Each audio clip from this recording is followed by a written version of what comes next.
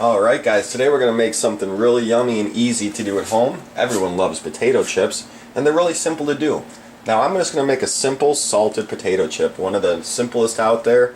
They're all just as easy, it just depends on the seasoning you do. But you can go ahead and use any seasoning you want. Go ahead and make them garlicky, oniony, however you want. Like I said today, I'm just going to make salted potato chips. So you're going to have your potato, get it all rinsed off and cleaned well. If you want, you can depeel it, get the outside off, but for me I just leave that on. It's just an extra step that I don't feel is necessary. So once you're ready, you're going to go ahead and cut your potatoes into strips, about an 1/8 inch thick at most. You don't want it too thick, but you don't want it too thin either.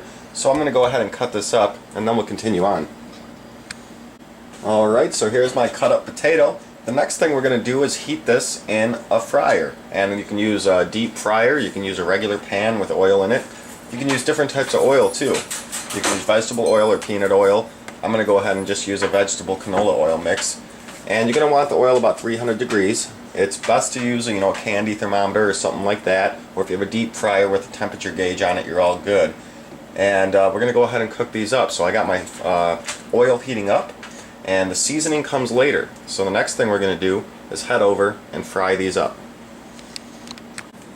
Alright guys, now we're over at my hot oil here, and I'm not using a thermometer today. I'm kind of just doing it by eye. If you drop in some flour, it should fizz up. That's how you know your oil's hot enough to cook on. So I don't know the exact temperature today, which is fine. You can kind of do it by eye, but if you want to do it specifically, you want 300 degrees. We're going to cook these for about 2 minutes, and I've got a pan back here with some paper towel in it, or it's like a Tupperware container kind of, and that's where we're going to put them after they're done cooking. So what we're going to go ahead and do here now is just toss in our slices. Be careful not to burn yourself when you do this. You can use a spoon to drop them in or something. You don't want to burn yourself on the hot oil. Now we're only going to cook these for 2 to 3 minutes. So in about 2 to 3 minutes here, I'll be right back. Alright, after 2 to 3 minutes, you're going to want to take them out when they start to become a golden brown color like this. They're just around done.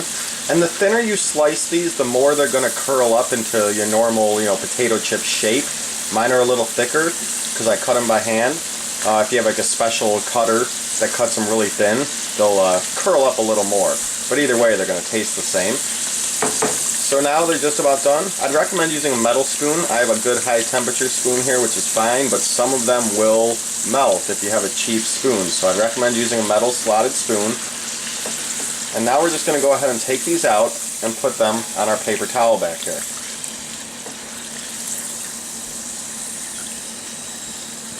Alright, these are smelling great already. I took out my paper towel, and now all I have to do is add in my seasoning.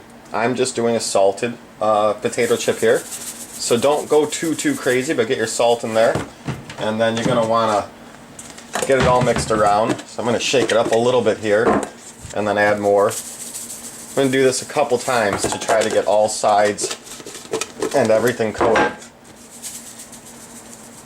I'm actually just going to put some salt in the side of the pan there, and that's going to help it all get around. And then once we're done, here's our final product. Like I said, if they were cut a little bit thinner, they would curl up more. As they are here, since they were a little thicker, they stayed more in their shape, which is fine. Going to be very yummy to eat, and like I said, you can flavor them any way you want. However you like your chips, go ahead and test it out a few times. It's really cheap to make, because all it is a potato and your seasonings. So you can go ahead and experiment and try pretty much whatever you want. So anyways guys, that's how you make potato chips at home. Go ahead and try it out, and if you guys have any questions, let me know. And keep cooking everyone. We'll see you guys next time.